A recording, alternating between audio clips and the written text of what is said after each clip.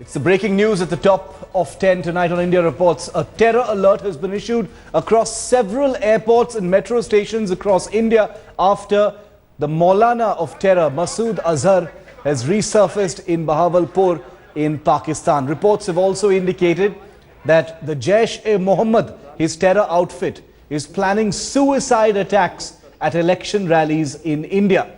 Maulana Masood Azhar has been living in hiding under ISI patronage, but with the US withdrawal from Afghanistan drawing near, Pakistani terrorists like him have begun to resurface and flex their muscles. In fact, at a recent rally in Muzaffarabad, Azhar claimed that he had an army of suicide bombers. He said, and I quote, "There are 313 Fidains in this gathering, and if a call is given, the number will go up to 3,000.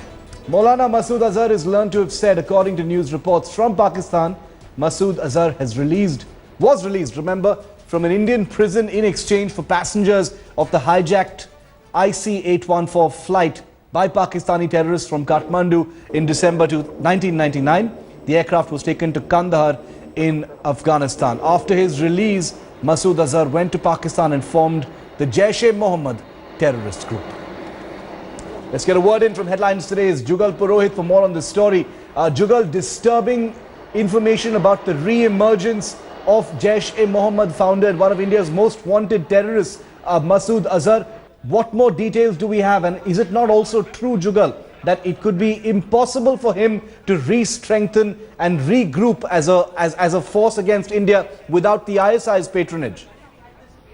Absolutely, Shiv. There's no doubt about the fact that his entire conduct ever since he was released by the Indian authorities in exchange for those prisoners in the year 2000, from that point onwards, it has been the entire curve, if one has to see about how his so-called career has grown. There is no doubt about the fact that the ISI patronage is indeed there, and in fact this was the person because of whom India and Pakistan almost initiated a war after the attack on the parliament. What we also understand, Shiv, is that agencies like the CISF, which are primarily tasked with guarding of airports and vital assets and refineries and other areas, they have already in fact stepped up their surveillance. They've increased the number of hours their personnel are putting in, effectively ensuring that more personnel are available at any given point in time. So authorities are of course taking the steps that they are supposed to, but the fact remains that, as you rightly pointed out, that with the US withdrawing, the imminent withdrawal,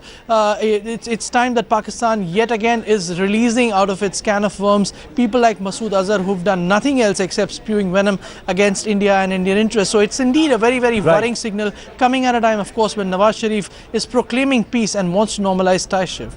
It's disturbing also because he is specifically known to be targeting election rallies in India. He says has an army of Fidains or suicide bombers who are willing to take their own lives, to kill Indians, to spill Indian blood. Maulana Masood Azhar has been absent. He hasn't been heard from or seen in 5 years. This is the first time where telephone conversations have been apparently revealed and reported in Pakistan, where this particular individual has threatened a fresh jihad against India. Thanks, Jugal, for getting us those up.